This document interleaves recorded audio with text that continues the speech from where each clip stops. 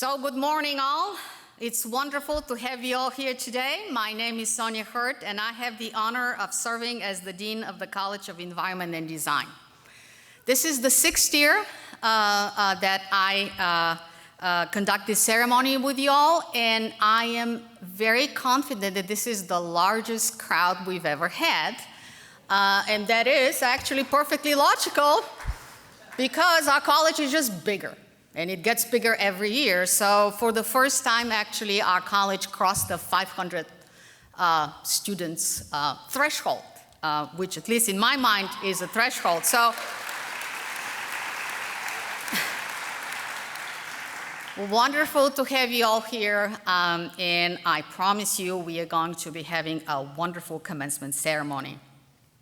So I stand before you here today to congratulate our outstanding Spring 2024 graduates. Thank you again for being here to celebrate all of our students of all of our academic programs.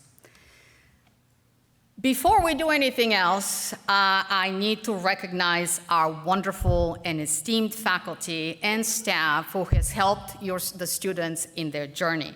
So I want to start by introducing the Associate Dean, who I think all the students know, because if you have a problem, you always go to the Associate Dean. If you have something really nice, then you go to the Dean. So Professor Ashley Steffens, she has done simply miracles for us all, and I want to thank her for all her contributions over the last few years. I would also like to ask the faculty and the program coordinators to please rise for a moment.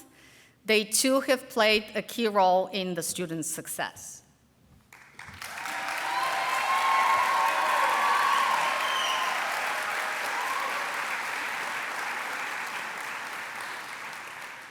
And of course, our equally important and accomplished staff who have helped both the students and the faculty. And this is a little secret, but sometimes the faculty need as much help, if not more, than the students. So we are extremely grateful for all the wonderful things that the staff has done, including for organizing this beautiful ceremony. So staff, could you just stand up for a moment so we can all recognize you? Thank you. I could not possibly be more proud of what the students have accomplished this academic year. All our programs are growing, and our students are getting jobs, and they're getting into graduate schools. And I really believe that the education that we've had the privilege to offering them here at the CED is going to set them for pathways that are very, very successful and actually transformative for the world around us. Our students this year, just like all the other years, continue to receive very prestigious awards, just like the faculty, from very important organizations such as the Council of Educators in Landscape Architecture, the American Society of Landscape Architects, the American Planning Association, and so forth and so forth. At the College of Environment and Design, we strive to educate, connect, and thrive. We hope to facilitate a love for learning and a passion to help others in our students. Whether it would be landscape architecture or historic preservation or environmental ethics and urban planning and design, our students have always excelled in their chosen field of study, both in and outside of the classroom. The path to this degree has not always been easy, and we don't even need to go and remember the COVID years. Graduates of our school have devoted countless hours to earning where they stand today. They have studied, taken exams, prepared projects, participated in service learning activity, and so much more. They have also used their skills to creatively solve problems for our own community, Athens, but also communities across Georgia, and their coursework has prepared them to become stewards of the environment as they move on to the next chapter of their lives. Graduates, as you move on to this next chapter, I would like you to keep this quote in mind by Albert Einstein: "Strive not just to be a success, but strive to be of value to others." And I think this is probably the most important quality that we as faculty have tried to share with our students, because we are ultimately the stewards of our environment. Students, as you navigate your new journey, consider how you can use your unique skill set to improve the health, safety, and welfare of our communities. Congratulations again to the class of 2024. A bright future lies ahead of you for every one of you. I am absolutely convinced. It is now your time. It is your time to be prepared to shape the world. Thank you.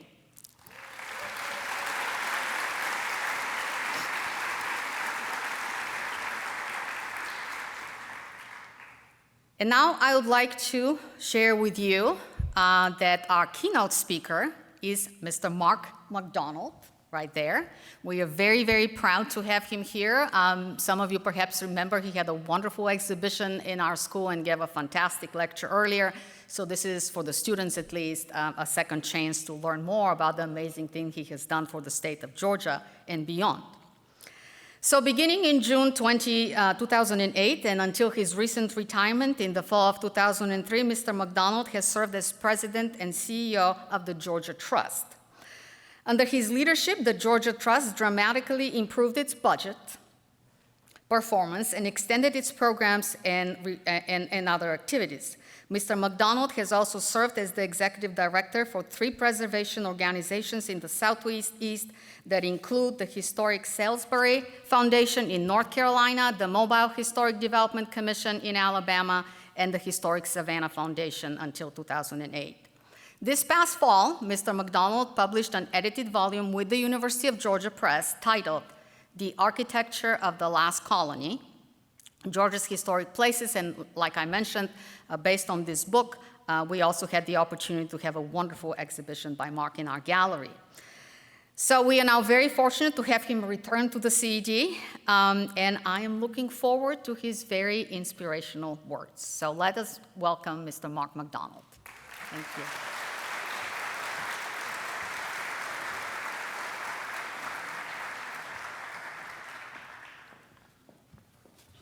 Thank you so much, Dean Hurt. So glad to be here. I joked with Dean Hurt when I came in, there are a lot of proud and relieved parents out there. So congratulations to you all, and congratulations especially to our graduates today. I know you've worked very hard, and you're going to make a big impact on our country, our state, and our planet. I got to say, the last time I got a call from a dean, it was when I was a student at the University of Georgia Law School, and it wasn't a pleasant call. So your call today, when you asked me to come today, was settle the score. So thank you so much for inviting me. As I said before, I attended the Georgia Law School from 1979 to 1982. And I was fortunate enough to discover, because my brother-in-law was in the landscape architecture school, and we were just talking, and he said there was a preservation class and a class in urban design, urban planning. And I thought, that does sound interesting. So they let law school students take 2 classes in the other graduate schools of the university during that time. I hope they still do that because it certainly broadened my knowledge. And I was fortunate to take John Lindley's urban planning class and then John Waters' historic preservation graduate program. And that's what really woke me up that there were other things I could do with my law school career than just practice law. So I did practice law for 4 years and started volunteering first as in my community and was appointed to the Architectural Review Board of my hometown. And that I realized then that there were careers in historic preservation, which I had absolutely no knowledge of whatsoever. So it was really those 2 classes in the school, College of Environment Design, it wasn't called that at the time, that really ignited my interest in this topic and made me explore this. As I said, I have personal connections to the school as well. My brother-in-law was a student here. My son actually graduated from the landscape architecture program. 2 of my sons went to Cortona to the summer program. And I got to say that I thought it necessary to go over to Cortona myself to make sure they were doing their homework. I guess it wasn't surprising that I found out when I was there that doing homework there consisted of drinking red wine and talking about how wonderful Cortona is. And of course, we know it is. So I've always felt that urban design and historic landscapes and historic preservation of our built environment are equally important. That there's no use preserving a historic building, historic district, in the midst of an environment of sprawl, an environment of disruption, that the site is so important. And that was obviously cemented when I was director of Historic Savannah Foundation for 10 years. Many of you may not know that the downtown of Savannah, Georgia is the largest, maybe one of the largest, it claims to be the largest, National Historic Landmark District in the country. It's 2.1 square miles, has over 2,000 buildings in it. But the reason that it's a National Historic Landmark is not because it's buildings, which are, of course, we know wonderful. It's because they embody the James Oglethorpe Plan, the plan that Oglethorpe came up with when he came here in 1733. He laid out 6 squares himself with the assistance of some surveyors from Charleston. And 21 of those squares still exist, and they are part of the mission statement of the Historic Savannah Foundation and of the Planning Commission in Savannah to preserve those squares and to try to reclaim the ones that have in fact been lost. And while I was there, we were able to reclaim one of the squares, fortunately one of the most important ones, one of the original squares that Oglethorpe laid out. So all of these things go together, and that's really what I'm going to talk about for the rest of the day. One of the things I'm the proudest of is that while I was at the Georgia Trust, we partnered, and I'm going to talk a little bit more about partnerships, with an organization called South Face, which is an environmental organization in Atlanta with about a 40 or 50-year history, to develop the first green building program in America for historic buildings. And we call this Georgia Trust Green. It was founded on some personal experience we had restoring 2 buildings using green guidelines that we adapted from several other programs to make historic buildings actually high-performance buildings. We felt this was so necessary because if we want to preserve more historic buildings, we've got to debunk the myth that historic buildings are energy hogs and are inefficient and are actually bad for the environment. The truth is they can be adapted quite easily to high-performance buildings because they were built in the day that most of them were zero-energy buildings, basically. The only energy they used, prior to the 1850s was the fire in the fireplace or the fire in the stove in the kitchen.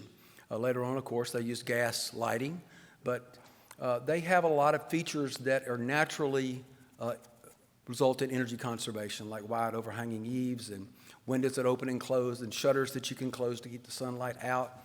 So it wasn't that difficult, and glad to say that I've just been hired, a colleague and myself, to develop a program for the New England area by the 1772 Foundation called New England Green. So we're going to be working on that in the coming year. I want to say I'm so pleased to see that landscape architects, urban designers, and historic preservationists are stepping up to the challenges that climate change and sea level rise are posing to our planet. The American Society of Landscape Architects has created an award category for what is known as climate positive design and created a design toolkit which includes 80 different carbon positive intervention strategies. Historic preservationists are developing new methods for making older buildings more energy efficient, and urban designers continue to demonstrate how density is critical to a greener future. This is very appropriate because the built environment is now responsible for 42% of all global carbon emissions. Industry is responsible for 28%, transportation 22%, and the rest of them are just 8%. So all of this being true, I do want to emphasize that we cannot build our way out of the climate crisis by adapting new technologies. Far more important is how we plan the communities of the future, which addresses all of these impacts. I believe all of you know, whether you are urban designers, landscape architects, or historic preservation professionals, that are uniquely positioned to lead us to a greener future, far better for innovative, climate-positive design to come from design professionals than from government regulation. This is a major opportunity for all of you. I believe the key factors in healing our planet are determining where development should go and where it should not take place, and how that development should be arranged on the site. We need more density, more mixed-use, pedestrian-friendly, and/or mass transit-accessible communities. It's no mystery that New York City is the greenest city in the United States. Many of you may find that surprising. But it's because it embodies all of these concepts. Approximately 56% of New Yorkers take mass transit to work each day, which is by far the highest rate of public transportation use in the United States of America. Urban projects that have plazas and streetscapes have much higher carbon footprints than those that have less program and more planting. And as solar energy technology improves, your professional expertise will be increasingly important to determine where solar fields should be located and how they are oriented or incorporated into development schemes. Of course, the permanent conservation of farmland, forest, and open space also need to be a high priority. I hope that we will see existing neighborhoods, shopping centers, office parks, and the like, especially the ones that are abandoned, redeveloped, then new greenfield development taking place. The preservation of existing buildings, especially historic ones, is especially important. Preserving and reusing these buildings not only keeps them out of landfills, it conserves resources such as trees, metals, concrete, etc., from being harvested, and the energy saved by not having to transport these demolished resources to landfills and bringing in new resources to the building site. There's a growing recognition of the concept of embodied energy, which is the energy which has already been invested in building materials which are currently in service. We love the phrase, the greenest building is the one that's already built. And this doesn't just apply to historic buildings, it applies to all buildings. We definitely do not need any more gray fields to be created with their high degree of water runoff. Existing parking lots should be reused and their surfaces converted where possible to be more pervious to avoid further dependence on stormwater volume. I hope and encourage all of you to be open to collaboration with all the design professionals, the people sitting next to you, historic preservationists, and even civil engineers to achieve your goals of sensitive, climate-friendly design. I truly believe that the reuse of existing development will enhance your opportunities at creativity and innovation and will not inhibit them. In preparation for my time today, I interviewed a landscape architect, an old friend of mine, who, like me, began work in the last century. Our wide-ranging conversation ended up focusing on plant materials. My friend related that he had worked on a large school campus that had a forest of white pines, which had been planted in the 1940s, but were now all dying due to a warming climate. He related that rhododendron planted in the 1980s that he supervised were no longer viable as well. Somewhat sarcastically, he suggested that the only plant material he can now count on is asphodestra, which some people call cast iron plant because it's impossible to kill it.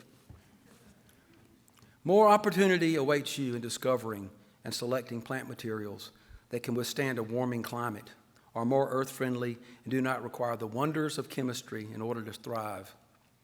All of you at the verge of careers of enormous possibilities. You're in the position to facilitate and coordinate a fresh look at the big picture by virtue of the training and perspective offered to you by this outstanding university and by your fellow students. This new perspective is holistic, organic. It is not about one building, one site, one client.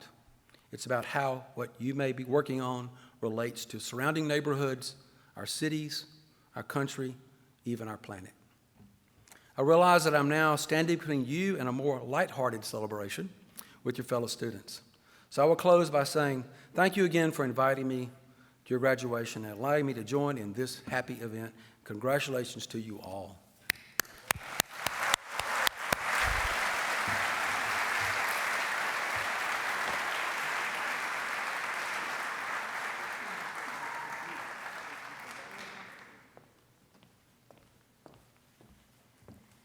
All right, so again, thank you, Mark, for this wonderful speech. And please accept this gift, which actually is a secret to me, too.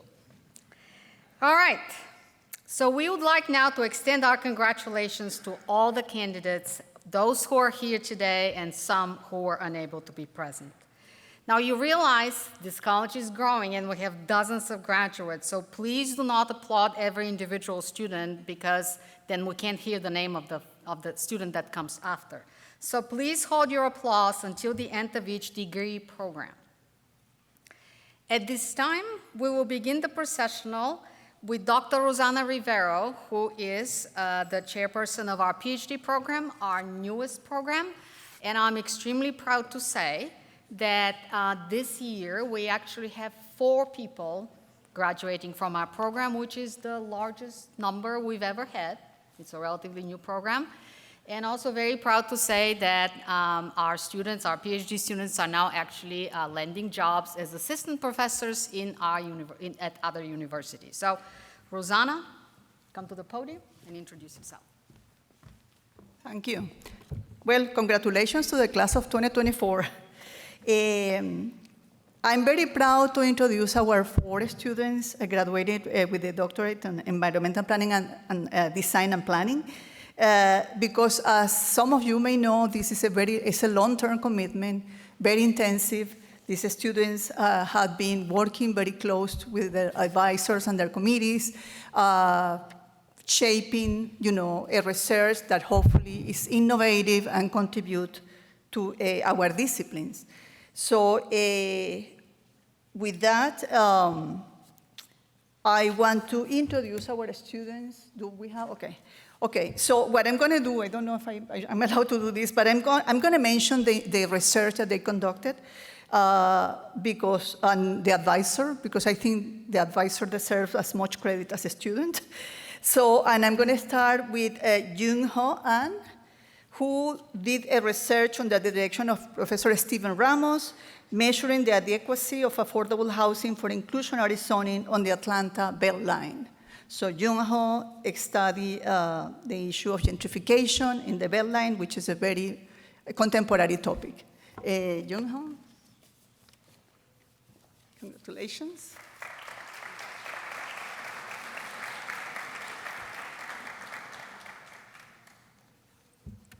Okay, our second student is Marcia Anderson, and she worked under the direction of the Professor Jack Crowley and myself.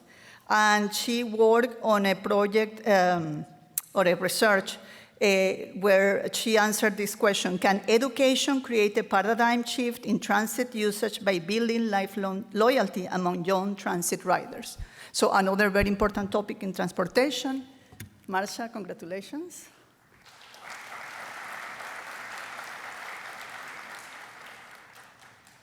Our third student is Yongchen Liu.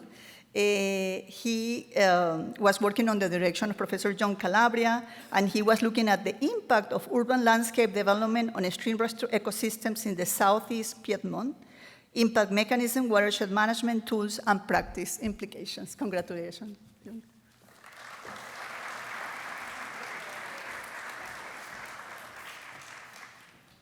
And with that, we have another student, but she's not here. So Umi Gilma will introduce our master students. Thank you.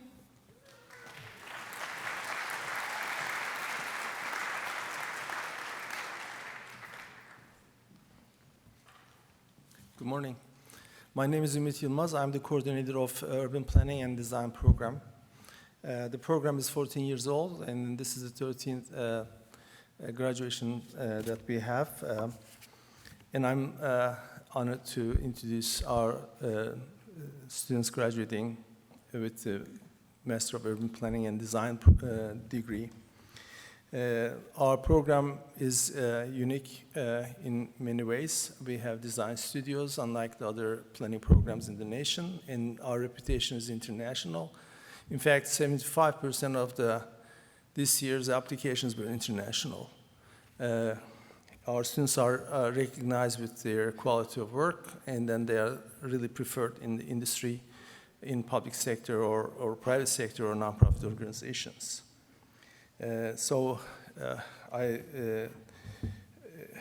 I'd like to also particularly emphasize one thing is this particular class was one of the best cohort that we have in terms of their enthusiasm, and then communication between them and between faculty and their participation in our educational endeavor. So with that, I'd like to actually start recognizing these students.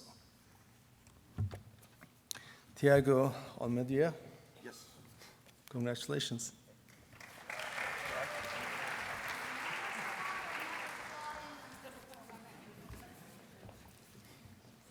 Bailey Borkat.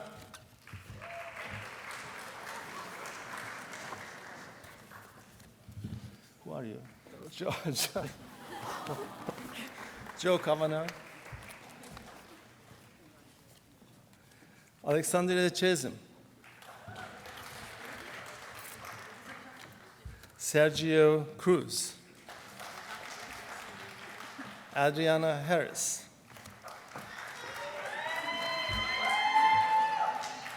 Alicia Yanger.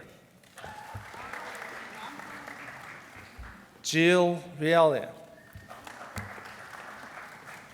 And Anna Isabel Wilson.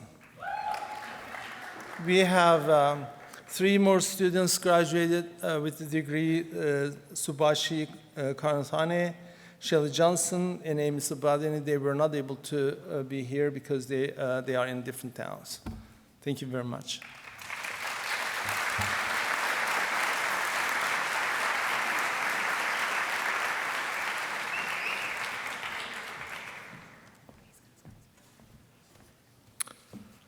I'm Scott Nesbitt, and I have the privilege of coordinating the Master of Historic Preservation program, which is more than 40 years old and has been connecting the past, present, and future since the 1980s.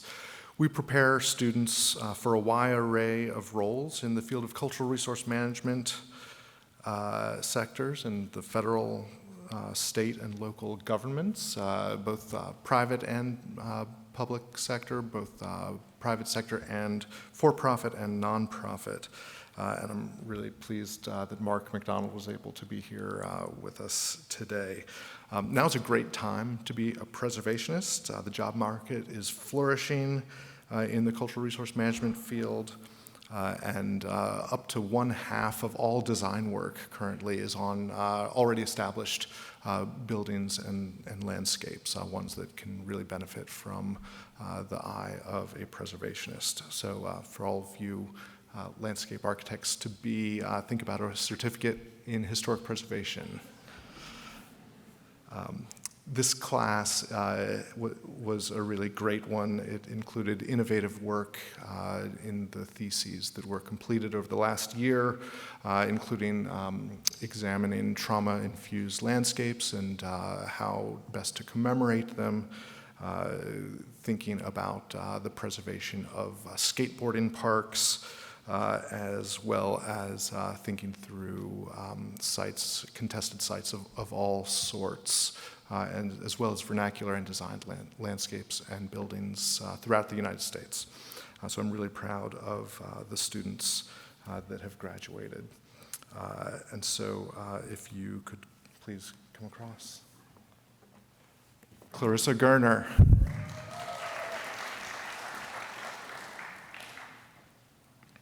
Keith Holcomb.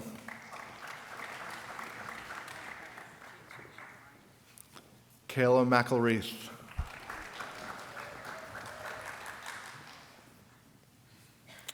Margot McLaughlin.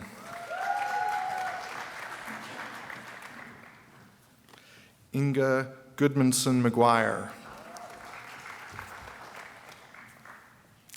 Shelby McWhirter. Cameron James Nesmith.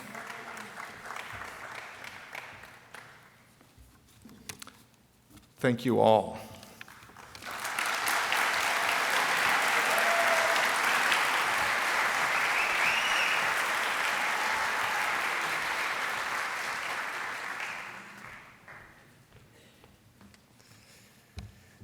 Good morning. It's a pleasure to be here with you. My name is Brad Davis, and I'm one of the landscape architecture faculty and the director of the MLA program. The MLA program began in 1954 So this is actually, I think, our diamond anniversary, if we think about it, in 2024. We stand as one of the largest and the oldest and top-ranked programs in the nation. And I'll always like to explain a little bit about the MLA program in that it offers two degree pathways, two primary degree pathways. Our two largest tracks are the 3-year track, which is for students who are coming into landscape architecture without a design background. So landscape architecture is a completely new field and exploration for them. And I just want to recognize what a significant accomplishment it is to take on a new profession and try to master all of the skills and knowledge necessary to join a licensed field in only 3 years. So while 3 years can seem long for a master's degree, it's actually quite short to start a new profession. Our other track is the 2-year track, and that is the more traditional master's for people coming in with a bachelor's in architecture or landscape architecture. And so we have both of those types of students graduating today. The learning continues as you enter practice. You're not finished just because you have graduated.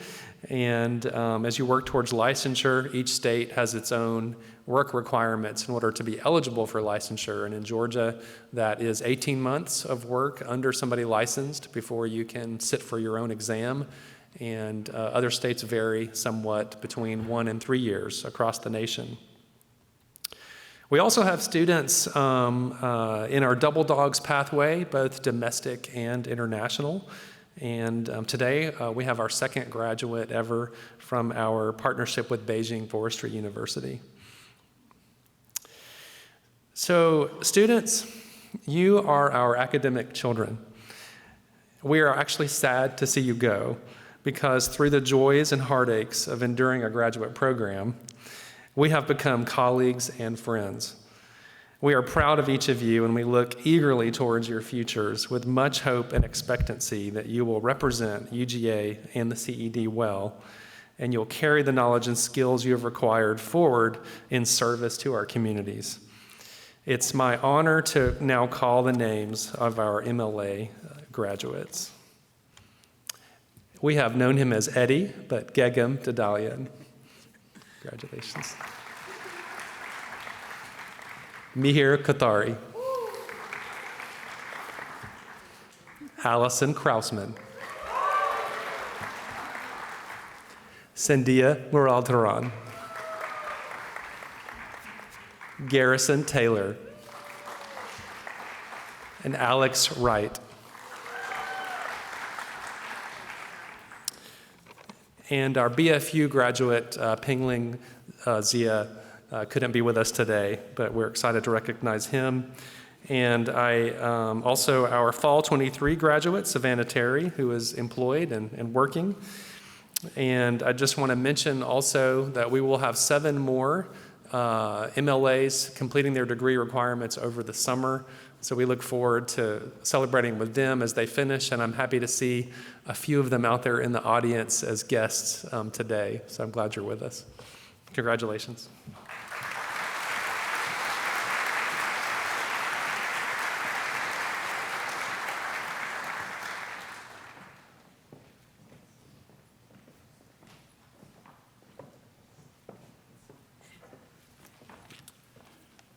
Good morning, everybody. My name's Donnie Longnecker. I'm the coordinator of the BLA program. About a year ago, Dean Hurt approached me to become the coordinator of the BLA program, and like any good business person, I decided to conduct a focus group study amongst my prospective clients to see what they thought about this decision. The class was in Columbus. We were eating dinner after finishing up a day of presenting design concepts to the folks in Stewart County, Georgia. We're sitting around and I told them about what I was considering. The roar that I got, you would have thought that Georgia had just won a 3rd national championship. 30 seconds after that, they gave me my first assignment. Fortunately, we accomplished that assignment before the start of the next semester. It's been a challenging year for me in many cases, as I've kind of had to build this airplane while I was trying to fly it. The thing that keeps me going is that I'm trying to be the person who wasn't there for me almost 35 years ago when I was in these guys' shoes. Showing that love and encouragement that I never got when I was back in that situation. The return on that investment has been mind-blowing. The love, encouragement, and understanding that these guys have shown me over the last year has been incredible. And now, as we cheer you on, I'm going to turn the tables and give you all your first job. Take that love and encouragement outside the property lines of this campus. You're now going to be part of the largest family of landscape architects in the United States of America. And your job is going to be to show that love and encouragement to the next generation and subsequent generations throughout your career. The world is a crazy place right now, and if you can just help your brothers and sisters survive and thrive, you will have left a permanent mark on the profession and the world. I'm going to leave you all with some final lines of Maggie Smith's poem, Good Bones, which I have edited to be suitable for our audience today. Any decent realtor walking you through a really bad house chirps on about good bones. This place could be beautiful, right? You could make this place beautiful. Your challenge is y'all go make your corner of the world beautiful. And now, without further ado, I present you with the BLA class of 2024.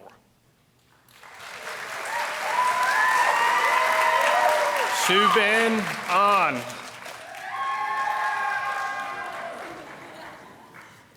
Brandon Barth. Lydia Benitez. Shira Brown. Kennedy Bryant. Cameron Castorina. Madeline Combs. Josh Dana. Gabby Dermer. Gina Donahue. Aaron Ducky Duckwall.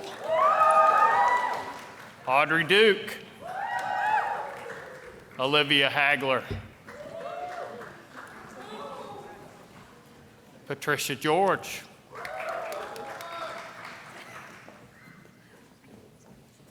Will Henry. Zoe Shue. Sorry, Joey. Zachary Herndon. Sophie Hooks. Megan Jansen. Rosie Kitchens. Jewel Kidsrow. Kathleen Lane. Julia Lane. Declan Laughlin. Kayla McCarthy. Mary Madsen McCrary. And we often wonder where this guy is, but he's right here. Wyatt Milner. Ross Monson. Cassidy Nix. Luke Polanski. Erica Rosenwig. Lauren Rogers. Brady Rotes. Avery Johnson, Avery. Yu Chan. I butchered that, I know. Jasmine Cuerdo. Annie Ruckner. Isabella Rossi. Ramey Sawyer. Sarah Saylor. You're gonna make me turn this over. Josh Schwartz. Rachel Sexton. Whenever you're ready. Hannah Smith. Bennett Stone. Alex Thomas. Hazel Taylor. Ruby Vaughn. Bailey Williams. Jack Wilson. And last but not least, Jordan Wolf.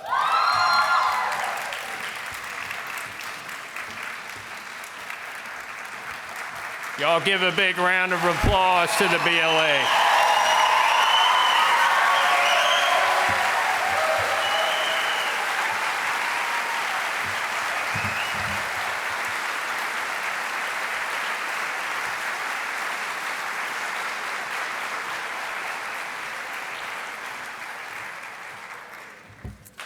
All right, well, you see how hard it is to let them go, but we are sending them to the world to make it a better place to be. So in closing, once again, congratulations to our students and their families. I think the day is just as happy for both the students and the families. I think for some of the families, it's the beginning of a new financial freedom. As I see it, I speak as a parent myself. We are so very proud of what you have achieved. I would like to remind you all that you will be now considered official members of the University of Georgia Alumni Association. So you're always, always part of the club.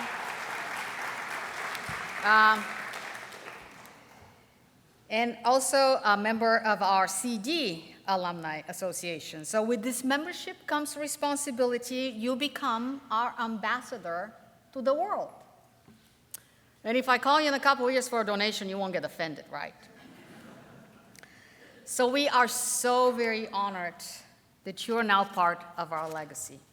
So please join us to the, we will have a party at the Founders Memorial Garden and a small reception. And now that we have recognized all of our graduates and students, I'd like to ask you to please stand, turn around, and salute your parents, guardians, families, and friends. Give them a big round of applause.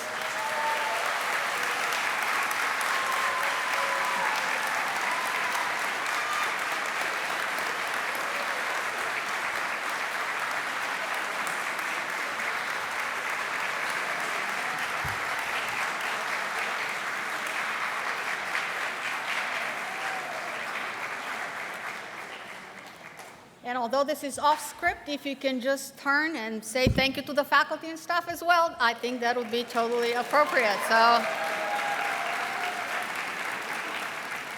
we are now sending our academic children, as Brad Davis put it, into the brave world out there. Thank you. So let's go and party, without further ado, at the Founders Garden. Thank you.